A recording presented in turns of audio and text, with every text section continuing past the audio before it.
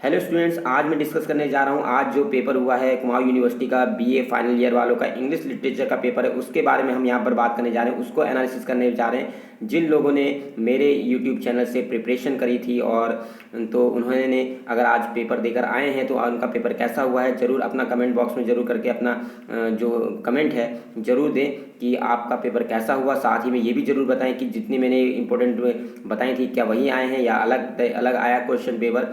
ठीक है, तो अभी यही एनालिसिस मैं यहाँ करने जा रहा हूँ। इसमें आपको वीडियो में दिखाने जा रहा हूँ कि जिस हिसाब से मैंने प्रिपरेशन करवाई थी आपकी, या जिस हिसाब से आपको बोला था कि ये मोस्ट इंपॉर्टेंट चैप्टर्स आएंगे वो आए हैं या नहीं आए हैं, क्योंकि मैंने पूरा सिलेबस पूरा कवर नहीं किया था, केवल मोस्ट इंपॉर्टेंट किया था। तो और यहाँ भी अगर मैं जो कोचिंग्स अपने यहाँ पढ़ाता हूँ बीए फाइनल वालों को या बीए के इंग्लिश लिटरेचर वालों को, उनको मैंने वो लोग कहते हैं स्टूडेंट्स कि आपने सिलेबस पूरा नहीं कराया, लेकिन मैं उनसे कहता हूँ जितना मैंने पढ़ाया है उतना आ जाएगा। क्योंकि जो पढ़ाई के लिए जो चीज़ बहुत ज़रूरी है, सबसे ज़्यादा ज़रूरी, वो हार्ड वर्क से ज़्यादा स्मार्ट वर्क होना ज़रूरी है। कहते हैं ना, हार्ड वर्क से ज़्यादा स्मार्ट वर्क करना ज़रूरी है। हार्ड वर्क ज़्यादा सफल नहीं होता है। आप पूरी तैयारी करते हैं, पूरा पढ़ते हैं, लेकिन आपको कुछ याद नहीं होता, कुछ समझ में नहीं आता है या पूरा याद नहीं रख पाते हैं। इसकी जगह अगर आप एक प्लानिंग के तहत चलते हैं कि भाई जिस तरीके से क्वेश्चन पेपर डिजाइन होगा उस हिसाब से चलेंगे तो और आप कम याद करेंगे या उतना याद कर लेंगे जितना कि आपका क्वेश्चन पेपर में फंस जाए, तो आप कामयाब हो जाते हैं, आप उसमें सक्सीड हो जाते हैं। ठीक है, तो ये बहुत ज़रूरी होता है। स्मार्ट वर्क की ज़रूरत होती है।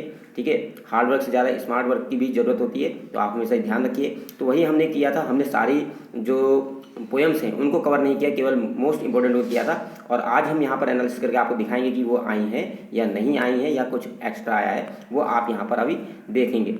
ठीक है, तो जितने भी मेरे स्टूडेंट्स यहाँ पर पढ़ते हैं, जिनको मैं ऑफलाइन कोचिंग्स देता हूँ, जो कि मेरे कोचिंग सेंटर में आते हैं, उन लोगों को भी मैंने हमेशा यही कराया कि जितने बार भी पढ़ाया तो मैंने पूरा सिलेबस कंप्लीट नहीं कराया, लेकिन मैं मोस्ट इंपॉर्टेंट चैप्टर्स ले लेता हूँ जो कि ज़्यादातर आ जाते हैं और हमेशा ही आते हैं, और पूरा उनका जो पेपर है, क्वेश्चन पेपर, वो सॉल्व हो जाए इतना ज़रूर हम पढ़ा देते हैं। और सबको चाहिए क्या, पूरा क्वेश्चन पेपर हो जाए। ठीक है, हम पूरी तैयारी कर लें, सारे चैप्टर्स तैयार कर दें, लेकिन उसमें हमें पता नहीं है कि किस तरीके से आएगा और मोस्ट इंपॉर्टेंट चीज़ हमारी छूट जाए तो फिर वो बेकार है।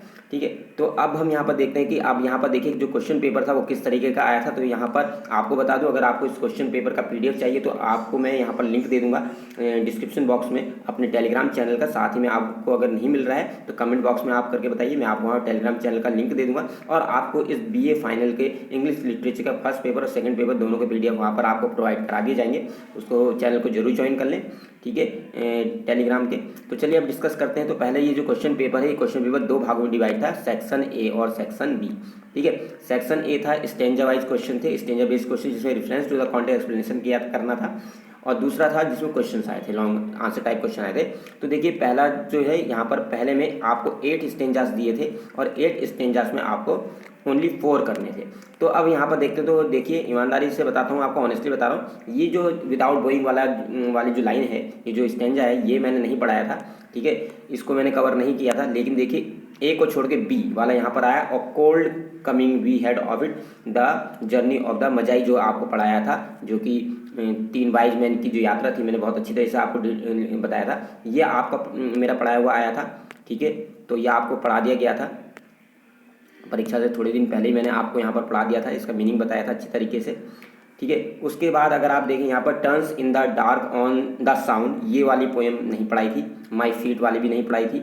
ठीक है, उसके बाद अनमूड वाला ये जो स्टेंजा है, अनमूड सी नोट से, मतलब आत्मा जो प्रभावित नहीं होती है, the soul selects her own society, ये पोएम मैंने पढ़ाई थी आपको। और इसके साथ ही ये पूल वाले नहीं पढ़ाई थी, द व्यू फ्रॉम बेसमेंट, ये जरूर पोएम मैंने आपको पढ़ाई थी, जो कि पोएम ऑफ डेडिकेशन वाली है, जो कि निसीम इचकेल ने लिखी है, अ पोएम ऑफ डेडिकेशन।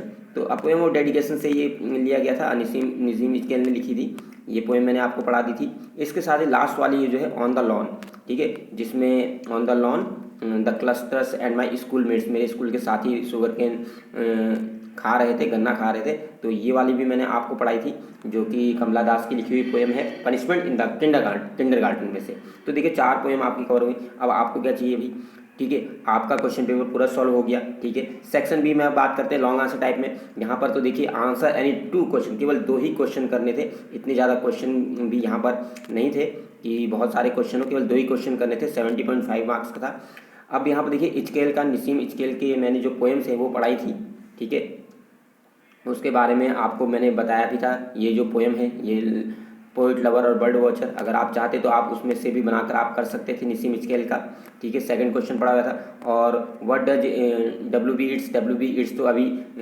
कल में मैंने ये वीडियो डाली थी, ठीक है। इसमें आपको समरी बता दी गई पूरी पोएम की, वो अपनी बेटी के लिए क्या क्या चाहता है। तो यहाँ पर देखिए ये आया था क्वेश्चन, ठीक है। Why does the poet want his daughter, कवि क्यों चाहता है कि उसकी daughter to have a life of custom and ceremony, मतलब ऐसी हो कि प्रथाओं से रिलेटेड सेरेमनी सी हो, वैसी क्यों चाहता है कि उसकी ज़िंदगी कस्टम एंड सेरेमनी से हो, ठीक है। तो किस तरीके की मतलब अपनी बेटी के लिए वो चाहता है, ये आप लिख सकते थे। और इसके अलावा अगर आप देखें आगे जाएंगे, उसके बाद Philip Larkin as a poet, Philip Larkin का एज ए पोइट यहाँ पर बताना था, ये मैंने क्वेश्चन नहीं कराया था, ठीक है। लेकिन आपने फिलिप लार्किन के जो पोएम्स हैं उनको जो मैंने उनके मीनिंग बताए उससे हिसाब से यहाँ पर कर सकते थे। उसके बाद अननोन सिटीजन हमने नहीं पढ़ाया था, ठीक है। उसके बाद analysis the gift of India, ये जो पोएम है अभी मैंने जो सरोजिनी नायडू की पोएम है उसको मैं बताया था द गिफ्ट ऑफ इंडिया, और इसका भी मैंने बहुत ही अच्छी तरीके से डिटेल में आपको समझाया था the gift of India poem को। तो इस तरीके से अगर आप देखते हैं तो यहाँ पर भी आपके काफ़ी क्वेश्चन 1, ठीक है, 2, 3, 4 क्वेश्चन आपके आ गए, जबकि आपको करने हैं केवल 2। तो इस तरीके से अगर आप ऑन द होल देखें तो क्वेश्चन पेपर बहुत ही बढ़िया है, ठीक है। सभी कुछ पढ़ाया हुआ यहाँ पर आ गया है, ठीक है। एक्स्ट्रा क्वेश्चंस आपको करने नहीं थे, तो इस तरीके से अगर आप देखें तो पूरा पेपर आपका सॉल्व हो गया। तो इस तरीके से देखें हमने पूरी पढ़ाई नहीं करी, लेकिन हमने मोस्ट इंपॉर्टेंट जो हमने पढ़े वही यहाँ पर आए हैं। तो ये सब, ठीक है, एक्सपीरियंस से होता है, क्योंकि experience speaks louder than the words कहते हैं। जो आपका एक्सपीरियंस होता है, अनुभव, वो आपके शब्दों से ज़्यादा बोलता है, ठीक है। तो आपको अगर ये वीडियो पसंद आई है तो लाइक कीजिए, शेयर कीजिए, सब्सक्राइब कर दीजिए, और आने वाले समय में भी चैनल के साथ बने रहिए। इंग्लिश के और ज़्यादा जानकारी के लिए चैनल को लाइक, शेयर और सब्सक्राइब करें, और दोस्तों को भी अपने रेकमेंड करना ना भूलें, जो आपके पीछे के स्टूडेंट्स हैं जो आएंगे अब, ठीक है, उनको भी रेकमेंड करें ताकि उनको भी इसका लाभ मिल सके। Thank you.